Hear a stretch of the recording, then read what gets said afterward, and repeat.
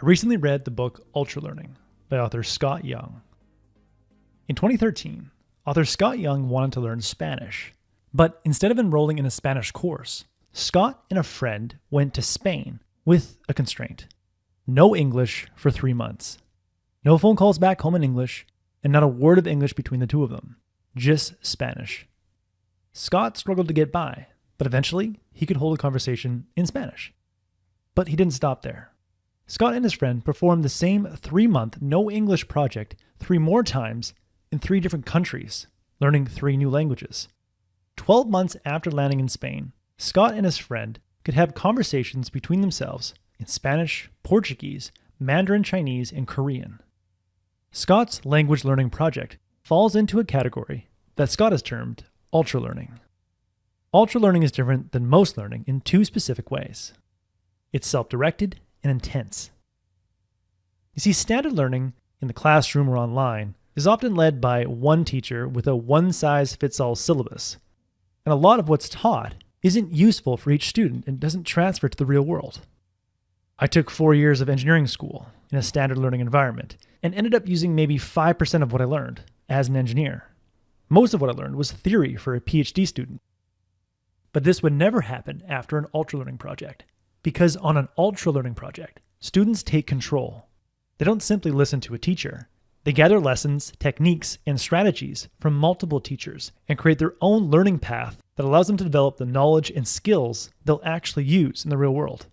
With an ultralearning project, you don't dip your toes in. You fully immerse yourself by establishing an aggressive learning schedule. For example, one of Scott's fans started a public speaking ultralearning project by signing up for a speech contest, which required him to complete 6 speeches in 6 days to qualify for the contest. Such an aggressive schedule forced him to get fully immersed in the world of public speaking and rapidly develop new public speaking skills. Whatever skill you want to acquire, may that be public speaking, graphic design, programming, or copywriting, you can accelerate your learning by turning it into an ultralearning project. Regardless of what skill you target during your ultralearning project, you'll probably be amazed at your new abilities at the end of the project. To start any ultralearning project, you'll need to focus on and optimize the following 3 ultralearning components. Number 1, make a meta-learning map. Number 2, design practice drills. And number 3, overlearn. First, make a meta-learning map. When Scott's friend Vatsal graduated with an architectural degree, he assumed that his schooling would set him up for a nice job. But after he graduated, he quickly learned that employers didn't want someone who knew a lot of theory. They wanted someone with actual experience with building codes and architectural software. After months of looking for a job and failing, Vatsal took matters into his own hands. First, he took a low-paying, low-skilled job in a print shop, printing large blueprints for architectural firms to study architectural drawings and get exposed to how architects actually work. He talked to the architects who walked in the shop to understand what software they used.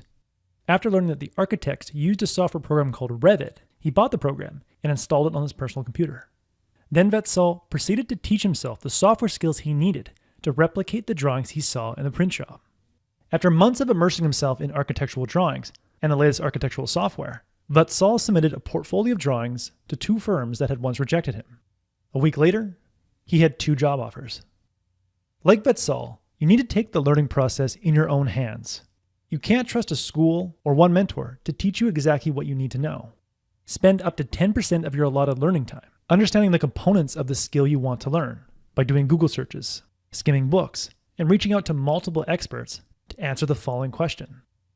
If I want to do blank, what concepts do I need to understand? What facts do I need to memorize? And what procedures do I need to practice? The first part requires you to determine what exactly you want to be able to do at the end of your ultralearning project. If you want to learn Mandarin, get specific on exactly what you want to do with Mandarin. If your goal is just to have a conversation in Mandarin, then you don't need to spend time memorizing all the Mandarin characters.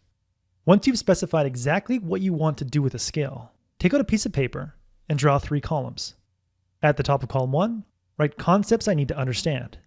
In Vatsal's case, he needed to understand what every symbol on those architectural drawings meant and why they were used. In the second column, write what facts do I need to memorize. Vatsal needed to memorize the latest architectural building codes. When Scott landed in Spain, He needed to memorize a list of Spanish verbs, nouns, and conjugations just to get started. And in the last column, write what procedures/movements do I need to practice. That Saul needed to practice setting up drawings in Revit and doing a thorough review of every drawing he created. When Scott went to China, he needed to practice Mandarin tones to hold a conversation. Once you've created a list of things you need to understand, memorize, and practice, identify a select few items on your list that you think will be critical to your success and challenging to learn. Once you've identified these items, design drills for each of those items. American founding father Ben Franklin was a great writer. His writing was so good that the other founding fathers asked him to edit the Declaration of Independence. Franklin became such a good writer because he designed specific writing drills for himself.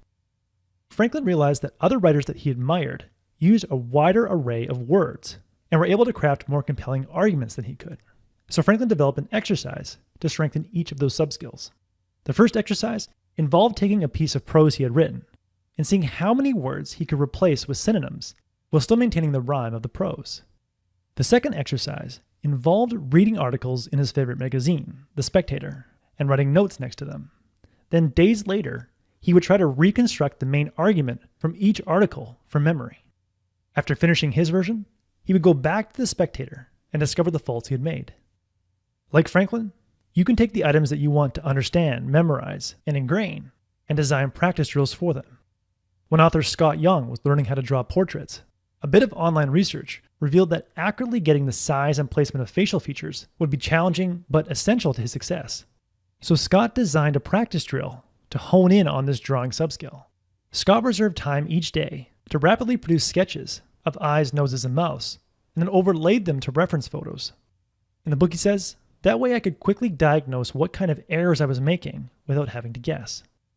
You can think of designing practice drills like discovering or developing exercises to isolate a key muscle, like a bodybuilder would do dips to target the development of his triceps. After you've designed a handful of drills, commit to overlearning. You can think of overlearning like taking grade 11 and grade 12 math to prepare for a grade 11 math exam, or taking Psychology 101 and 102 to prepare for a 101 exam. The idea is to go beyond the requirements of what you're trying to learn, so that what you're learning is more likely to stick. A study found that students who take a calculus class immediately after an algebra class recall significantly more algebra than the students who just took the algebra class, even if those algebra-only students got better grades. Scott's friend, who embarked on that public speaking ultra-learning project, embraced overlearning by delivering the speech for an upcoming speech contest in front of a group of 7th graders first. 7th graders have much shorter attention spans and are much worse at hiding their boredom. So Scott's friend knew that if he could keep 7th graders engaged, then keeping the audience at the speech contest engaged would be a walk in the park. By going beyond the requirements of his target performance, he nailed his target performance. To embrace overlearning in your next ultra-learning project, just ask yourself, what's my target performance and what's the next level? Expose yourself to next level material, like those kids who took calculus, or commit to an even harder performance than the one you're training for, like Scott's friend did with the 7th graders. In the end, if you want to accelerate the development of a skill, to advance your career, or simply for the joy of learning, start your next learning project by making a meta-learning map and outlining exactly what you need to understand, memorize, and practice to achieve success. No more or no less. Then, design practice drills to ingrain challenging but essential concepts, facts, and procedures. And lastly, overlearn by practicing at a higher level, by exceeding the requirements of your target performance. That was the core message that I gathered from Ultra Learning by Scott Young. This book is packed with learning principles. I highly recommend it to anyone who wants to speed up the development of a skill.